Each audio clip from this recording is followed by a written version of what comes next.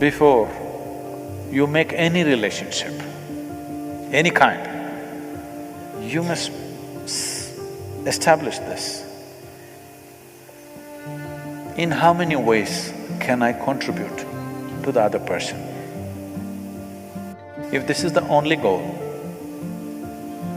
if you, oh, but Sadhguru, if I go on contributing, if they don't give anything, like that first question they ask somebody else who is cunning, they get more, I get less,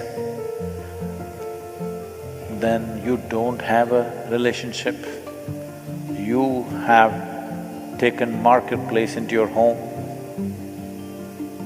How to get more, how to give less and get more is a marketplace, isn't it?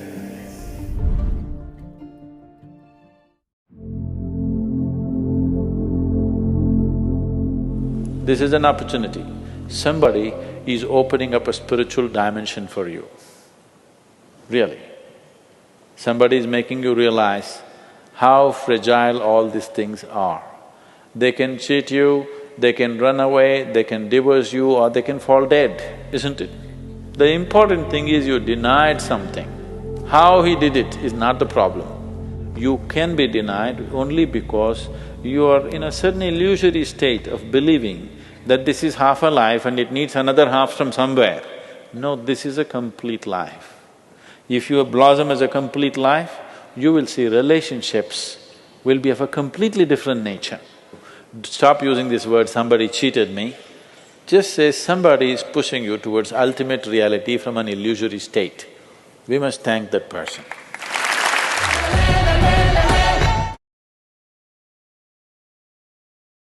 So, who is the right person? I don't want to take away all the romance from your life. But let me tell you this, there is no right person on this planet. If you put your heart into something, something may become wonderful.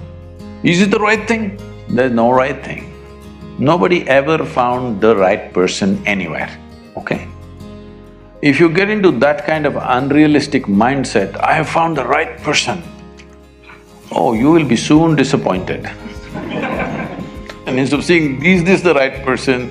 Am I the right person, first of all? And there are no right people on this planet.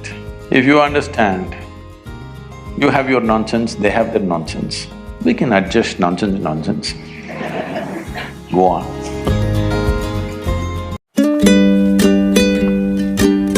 Here you see thousands of locks on this bridge. This is people who believe they are in love with somebody and they're afraid they may lose them, and this lock is a symbolic way of tying them up. Well, this is what you need to understand. You can never hold any life by locking them up or by some kind of forceful arrangement. You may have them in body, but they will not be with you. You cannot stop that. So, if you want people to be with you, you must give yourself absolutely. Throw your heart out into the world and people will stay with you. Or cut your heart into million pieces like me and throw it around the world, people will be with you. Lock them up, you will have prisoners, no lovers. So, when you say marriage versus live in, what is it? Uncommittedly you want to live in, that's all, isn't it? You don't want to live in a committed way. I don't think living in an uncommitted way together is a good thing. Nor is there any… I'm not saying marriage means some pujari has to come and say a mantra for you. But it must be a committed relationship. If there is no commitment, there is no real sense of respect. When there is intimacy, there must also be respect for the other person's body, mind and everything, isn't it? When you say, I'm not committed to you, whenever I feel like it, I'll walk out, there is no sense of value or respect for the other person, isn't it? I'm saying throw yourself into your love affair and die into it, something will happen. Something worthwhile will happen if you're willing to die into the process. Not just anything, whether it's your work or your life or your love or whatever, If you do not know how to throw your entire self into it, you will never know the taste of what it is.